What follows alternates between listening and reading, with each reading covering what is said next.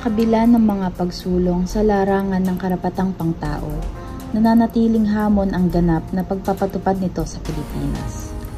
Ayon sa datos ng Commission on Human Rights, nakapagtala sila ng 1,608 na kaso ng mga umano'y paglabag sa karapatang pantao noong 2023. Bahagyang bumaba mula sa 1,684 na kaso noong 2022.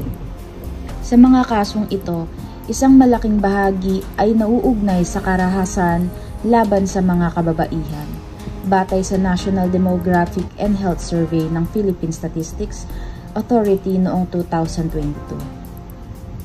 Mahigit 17.5% ng mga kababaihang Pilipina na may edad 15 to 49 ang nakaranas ng pisikal, sexual o emosyonal na karahasan mula sa kanilang mga intimate partner. Ang mga paglabag na ito ay pinaalala ng retorikang nagmumula sa mataas na antas ng pamahalaan na nagdudulot ng takot at pangamba sa mga mamamayan. Ang ganitong sitwasyon ay naglilimita sa kalayaan sa pagpapahayag at sa karapatang mag-organisa ng mga pundasyon ng isang demokratikong lipunan. Ang mga akdang tulad nito ay hindi lamang naglalarawan ng kalagayan ng lipunan, kundi nag-aanyaya rin ng pagkilos tungo sa pagbabago. Sa pamamagitan ng mga tula, kwento at sanaysay na ipapahayag ang mga hinaing at pangarap ng mga mamamayan. Sa kasalukuyan, patuloy ang mga manunulat at artista sa paggamit ng kanilang talento upang ilantad ang mga paglabag sa karapatang pantao at itaguyod ang katarungan. Ang kanilang mga obra ay nagsisilbing paalala na ang laban para sa karapatang pantao ay hindi natatapos at ang bawat isa ay may papel na ginagampanan sa pagsusulong na ito.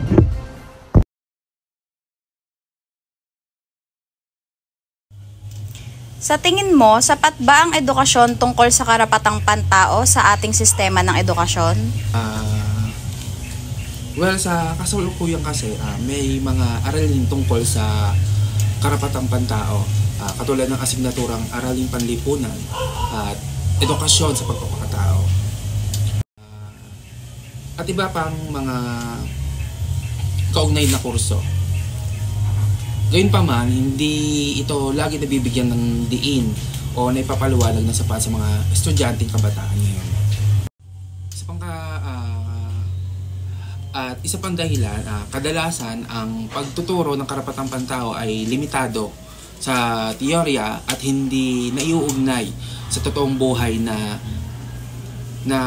sitwasyon. At kulang ang aktibong diskusyon tungkol sa mga aktual na kaso na paglabag sa karapatang pantao sa bansa at sa buong mundo. May kakulangan din sa pagsasanay ng mga guro upang epektibong maituro ang mga isyung may kinalaman sa karapatang pantao. Isa pa doon, sa kabuuan, bagamat may mga inisyatibo na may pangangailangan palakasin at gawing mas malalim at praktikal ang pagtuturo ng karapatang pantao sa sistema ng edukasyon. Ano ang mga hakbang na maaari nating gawin upang mas mapalawak ang kaalaman ng mga tao tungkol sa karapatang pantao? Siguro isa sa mga pinakaunang hakbang na pwede nating gawin is yung number 1 is pagpapalakas ng edukasyon sa paaralan. Dapat gawin nating mas komprehensibo at interaktibo ang pagtuturo ng mga karapatang pantao gamit ang mga aktwal na mga halimbawa at talakayan sa mga totoong issue. Pangalawa is ang paggamit ng social media at digital platforms. So, ang paggamit ng mga video, infographics at iba pang mga online materials ay nakakatulong upang mabilis na maikalat ang mga impormasyon tungkol sa karapatang pantao. So, yung pangatlo is yung pag-organisa ng mga seminar at workshops. Ang mga pampublikong talakayan at pagsasanay tungkol sa karapatang pantao ay makakatulong sa pagpapalawak ng kaalaman ng mga mas nakakaraming tao. So, sa pang-apat is yung pakikilahok sa mga kampanya at advokasya.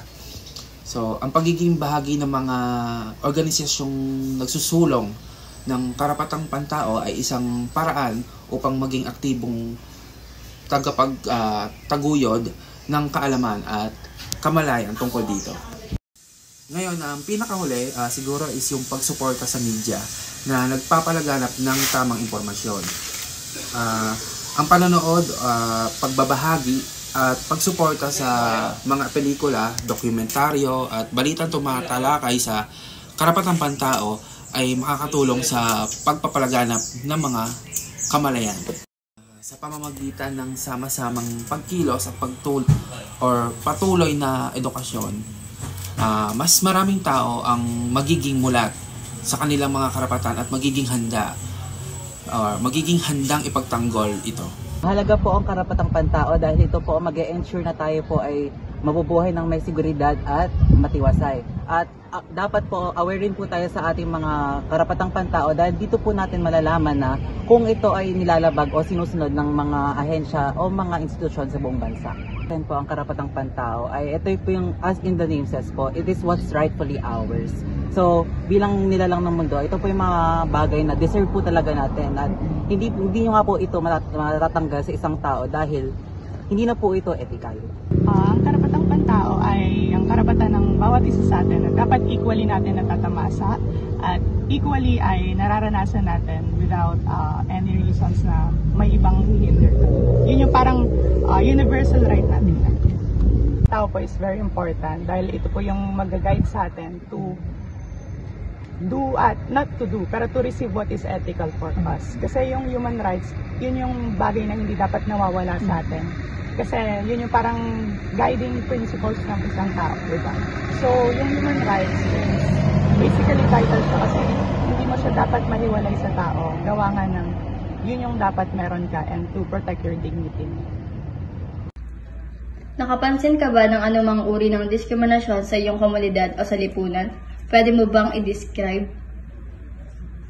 Ang isa sa mga napansin kong mga diskriminasyon sa ating komunidad ay ang pagdidiskrimina sa mga naiibaang lahi tulad ng mga taga-ibang bansa na Black American na dinidiskrimina nila ang kulay nila. Ano sa tingin mo ang pinakamalaking hamon na kinakaharap ng mga tao pagdating sa pagkakaroon ng pantay-pantay na karapatan? Para sa akin, ang pinakamalaking hamon na kinakaharap ng mga tao pagdating sa pagkakaroon ng pantay-pantay na karapatan ay tulad nga ng hindi nila natatanggap yung kung ano yung dapat na matanggap nila. Tulad ng mga ayuda na mas nakakatanggap yung may kamag-anak dun sa nagbibigay ng ayuda kaysa dun sa ibang hindi nila kilala. Ano ang iyong opinyon tungkol sa mga isyu ng karapatang pantao kaugnay ng lahi, relihiyon, kasarian at iba pang aspeto ng identidad? Para sa akin, ang opinion ko tungkol sa mga nabanggit ay na kahit ano pa man yung lahi natin o kung ano man ang ating gender, dapat ay ang tingin pa rin natin sa isa't isa ay pantay-pantay dahil pare-parehas lang naman tayong tao na may karapatang pantao. Sa aking palagay, kung gaano kahusay ang gobyerno o mga institusyon sa pagtutok at pagprotekta sa ating karapatang pantao sa ating bansa, ay hindi nila ito masyadong napapalaganap dahil halimbawa na lamang sa mga krimen, yung mga biktima, hindi nila masyadong naipapaglaban ang kanilang sarili. Bagkus ay mas na pinipili nilang manahimik na lamang at hayaan na lamang na mangyari yung mangyari dahil hindi nila masyadong naiisip na may karapatan sila upang ipaglaban yon na may tutulong sa kanila hindi masyadong naipapalaganap or nagkakaroon ng awareness upang malaman ng tao yung kanilang mga dapat gawin, ang kanilang mga karapatan na ipaglaban yung mga yun. At sa kadalasan, kung sino pa yung mga taong may kapangyarihan, hindi pa rin sila natulong.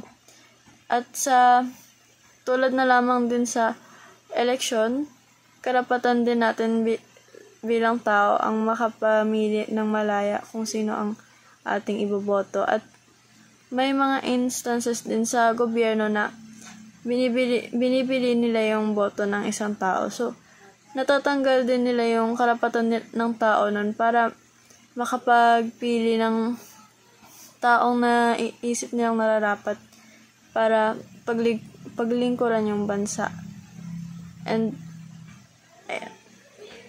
Nakaranas ka na ba ng anumang uri ng paglabag sa iyong karapatang pantao? Pwede mo ba itong ibahagi ang iyong karanasan? Sa akin, ako ay hindi pa ako nakakaranas ng kahit anumang paglabag sa karapatang pantao. Ano ang mga epekto ng mga paglabag sa karapatang pantao sa iyong buhay o komunidad?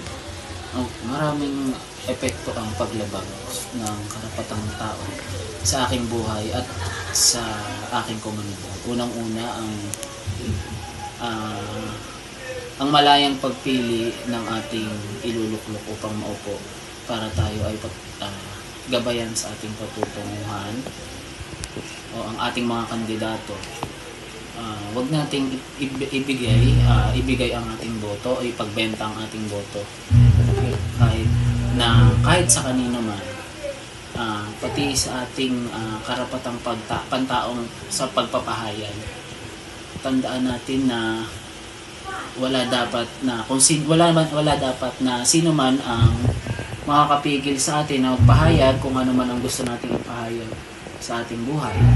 Karapatan nating mamuhay, wala din dapat na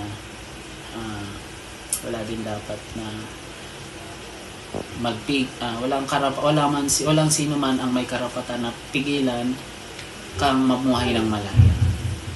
Sa komunidad, ayan sa komunidad ay sa ating mga kandidato. Sa iyong opinyon, gaano kahalaga ang pagtutok sa mga biktima ng karapatang pantao? Unang-una nga, sa aking nabanggit sa pangalawang tanong, ang karapatang mamuhay. Ito ang unang-unang mahalaga na dapat nating matutukan sa mga biktima sa mga nabiktima sa karapatang pagpigil sa karapatang pantao, mamuhay ng malaya, mapayapa, at ang pagpapahayag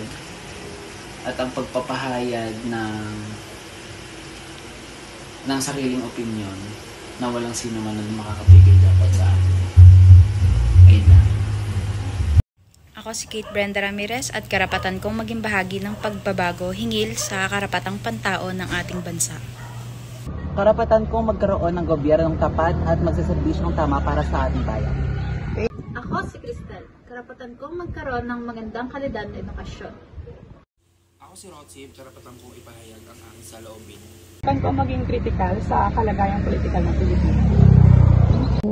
Ako si Charles at karapatan kong ipahayag ang saloobin ng malaya. Ako si Joy at karapatan kong magkaroon ng maayos na trabaho at magandang pamumuhay. Ako si Sarah Jane Gran at karapatan kong mapakinggan, hindi baliwalain. Ako si Maria Agape Riza Ignacio Tandang at karapatan kong mamili ng aking iboboto at mamuhay. Sa bawat kwento ng ating buhay, sa bawat pahina ng panitikan, naroon ang boses ng mga inaapi. Sa bawat taludtod at kwento, may panawagan para sa hustisya. Hindi lang ito mga salita, ito ay sandata ng katotohanan, ng paglaban at ng pagbabago. Sapagkat ang karapatang pantao ay hindi pribilehiyo, ito ay karapatan nating lahat. Maraming salamat sa panonood sa aming short document at sana may natutunan kayo. Kami ang Group 2. Muli, maraming salamat at paalam.